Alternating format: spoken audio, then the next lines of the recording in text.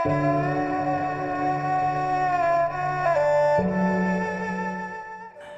នកខ្លះថាចិត្តទុនណាគេ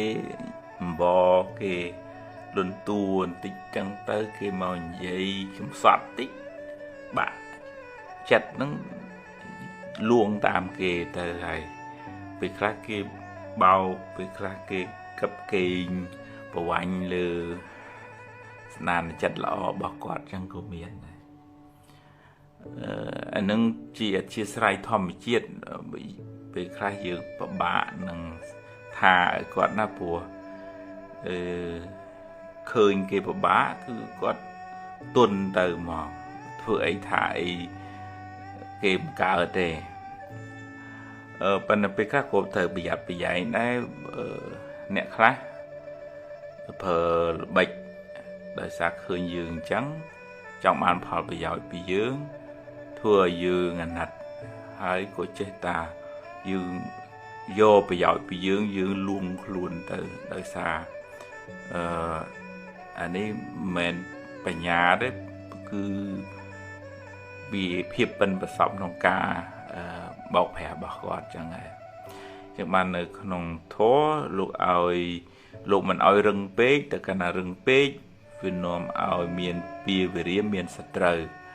ប៉ុន្តែក៏មិនឲ្យទុនពេកដែរពីព្រោះទុនពេកគេអាចនឹងមើលងាយឬក៏គេបោកប្រាស់អញ្ចឹងវាត្រូវមានទាំងករុណាការសង្គ្រោះមានទាំងបញ្ញាការប្រើការត្រេះរិះពិចារណាដើម្បីប្រើប្រាស់ចិត្តទុនចិត្តល្អរបស់យើងនឹងឲ្យត្រូវផ្លូវបើមិនចឹងទេវាទៅជារឿងមានផលមិនល្អសម្រាប់យើងអ្នកធ្វើទៅវិញដោយសារករណាខ្វះបញ្ញានឹងឯងមានរឿងតបោះមានចិត្តករណាជួយពោះយកមកចិញ្ចឹមគេប្រាប់ថាប្រឡែងវាទៅបើព្យាបាលវាហើយតបោះហ្នឹងក៏អត់ជឿទេទុកនៅក្នុងកត់យូរទៅត្រឡប់មកពីបេះផ្លែឈើវិញបើកឆ្នុកមើលពស់នៅក្នុងពួងអាស័យពស់នឹងចឹកតបាសនឹងស្លាប់ទៅហ្នឹងចិត្តល្អប៉ុន្តែខ្វះបញ្ញាអញ្ចឹងចុងក្រោយអន្តរាយមកដល់ខ្លួនឯងវិញអញ្ចឹងចិត្តល្អចិត្តទុនជារឿងមួយល្អប៉ុន្តែត្រូវតែមានអ្នកអបជាមួយគឺបញ្ញាស្មារតីឲ្យចិត្តល្អហ្នឹងចិត្តទុនហ្នឹងប្រើនៅក្នុងផ្លូវត្រូវមិនត្រូវឲ្យគេកេងប្រវាញ់លើសន្តានចិត្តល្អរបស់យើងហើយយើងប្រើចិត្តល្អរបស់យើងនឹងជាប្រយោជន៍បានទូលំទូលាយហើយមិនអនុញ្ញាតឲ្យមនុស្សមិនល្អនឹងបានចិត្តកេងប្រវាញ់មកលើសមានចិត្តល្អរបស់អ្នកដទៃឯង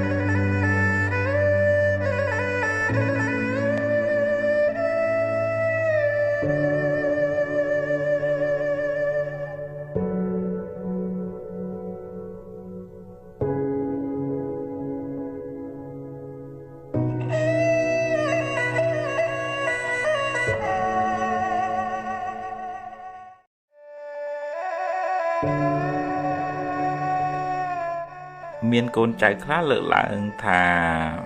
ម៉ែឪខ្លះហាក់ដូចជាស្រឡាញ់កូនមិនស្មើគ្នាដូចថាគាត់ជួយ នេះជាងគាត់មើលថែនេះជាងមិនសូវមើលថែគាត់ធ្វើអីក៏ខុសហើយសរសើរកូននោះជាងអញ្ចឹងទៅប៉ះពាល់ដល់សតិអារម្មណ៍របស់គាត់ដែរនឹងយើងមិនអាចមានអីទៅវាស់ស្ទួងថាគាត់ស្មើមិនស្មើទេប៉ុន្តែវាអាចក្នុងករណីខ្លះឧទាហរណ៍ថាកូននឹងឈឺច្រើនកូននឹងក្រពិបាកកូននឹងរៀនសូត្រមិនសូវចេះដឹងតែអញ្ចឹងគាត់មានទំនោរមើលថែស្រឡាញ់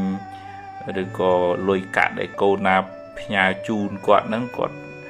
ទុកដាក់ប្រលឹមនឹងជួយកូននឹងបើតែកូននឹងខូចហើយក៏នៅតែជួយអញ្ចឹងទៅទឹកចិត្តជាឪពុកម្ដាយស្រឡាញ់កូនហើយគាត់ស្រឡាញ់គាត់ថាអាណិតកូនណាដែលពិបាកជាងគេអញ្ចឹងវាអាចដែរក្នុងករណីខ្លះដូចថាកូននឹងល្អត្រឹមត្រូវដឹងថាអាចជួយមើលគ្រួសារបានអញ្ចឹងទៅគាត់បន្ទុកបដាក់គាត់ឲ្យជួយមើលការខុសត្រូវចាត់ចែងអីចឹងទៅហើយយើងជួនកាលមើលមិនឃើញចំណុចហ្នឹងយើងអាចវាយតម្លៃថាម៉ែឪស្រឡាញ់កូនមិនស្មើគ្នាហើយកើតទុកមិនសុខចិត្តរហូតដល់អ្នកខ្លះគំនុំគុំគួនអីទៅទៀតក៏មានដែរមួយចំណុចទៀតគេមើលដករបស់ម៉ែឪក៏នាំឲ្យមានបញ្ហាក្នុងគ្រួសារនឹងច្រើនដែរធម្មតាម៉ែឪមានទ្រព្យរបស់ចែកឲ្យកូនអញ្ចឹងទៅហើយជួនកាលទ្រព្យនឹងវាមិនមែនកាត់ប្លង់ប៉ិនគ្នាណាវាអំពីអំពកវាមានរបស់របរមាសប្រាក់អីហើយអញ្ចឹងដល់ពេលចែកវាមានលើសវាមានខ្វះហើយអញ្ចឹងក៏កូនខ្លះយកអានឹងជា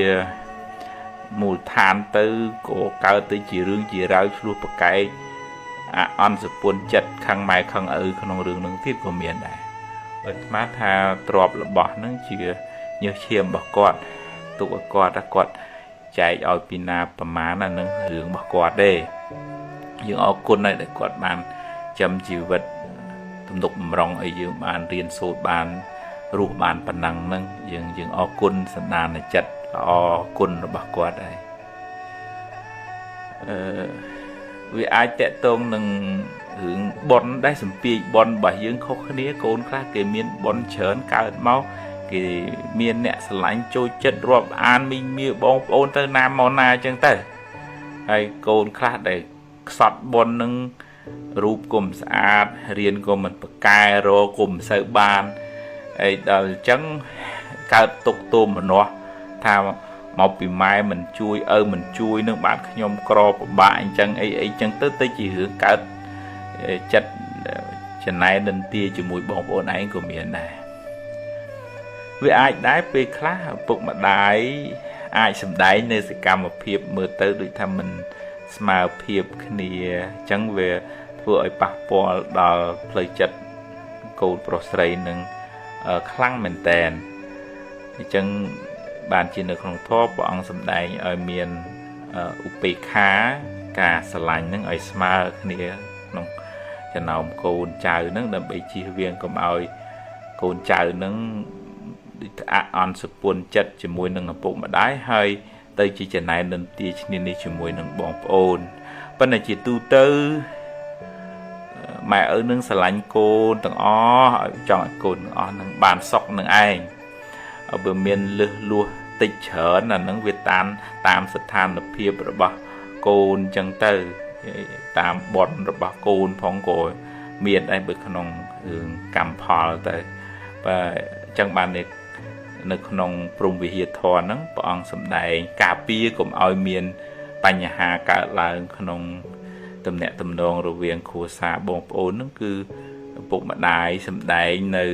ទឹកចិត្តស្រឡាញ់រាប់អានកូនហ្នឹងឲ្យសំរុំទៅដំទៅសងគ្នាទៅកូនចេះសង្គ្រោះគ្នាចេះសាមគ្គីគ្នាមិនបង្កចំនួនមិនធ្វើឲ្យប៉ះពាល់ដល់ទឹកចិត្តឪពុកម្ដាយទេអញ្ចឹងយើងគួរអរគុណលោកឪពុកម្ដាយដែលបានផ្ដល់កំណើតចិញ្ចឹមបីបាច់ថែរក្សាទំនុកបំរុងរហូតមកដល់យើងបានវ័យប៉ុណ្ណេះអរគុណណាស់គុណបំណាច់ដ៏ធំធេងហ្នឹងរឿងលើសខ្វះអីតិចតួចអានឹង จัดตกไทยយើងមានបនប៉ុណ្ណឹងយើងទទួលប៉ុណ្ណឹងគាត់ចែកឲ្យប៉ុណ្ណាអរគុណហើយពុកអើយម៉ែខ្ញុំសូមអរគុណអ្វីដែលពុកម៉ែបានជួយខ្ញុំគាត់ជូនហើយគាត់ទទួលទៅអរគុណគាត់ទៅហើយមួយចំណែកទៀតឪពុកម្ដាយក៏គួររក្សាឧបេក្ខាចិត្តហ្នឹងដើម្បីជៀសវាងកុំឲ្យកូននឹងកើតបាបដើម្បីឲ្យកូននឹងចេះស្រឡាញ់សហការគ្នាបានល្អអនុមោទនា